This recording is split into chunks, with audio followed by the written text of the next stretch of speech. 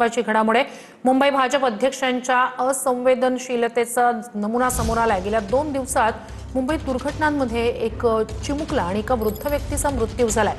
त्याच घटनांचा उल्लेख करताना भाजपचे हे आमदार मुंबईचे भाजपचे अध्यक्ष अमित साटम चक्क हसतायत। विरोधी बाकांवरचे नेते जयंत पाटील यांना सांगताना आज झाडांवर होतं, आज मॅनहोलवर आलं असं म्हणत अमित साटम फिदी हसताना दिसले।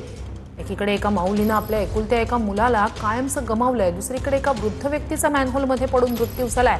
पण हेच ते अमित साटम आहेत जे मुंबई महापालिकेच्या प्रचारावेळी मुंबईकरांचा कैवार घेत होते।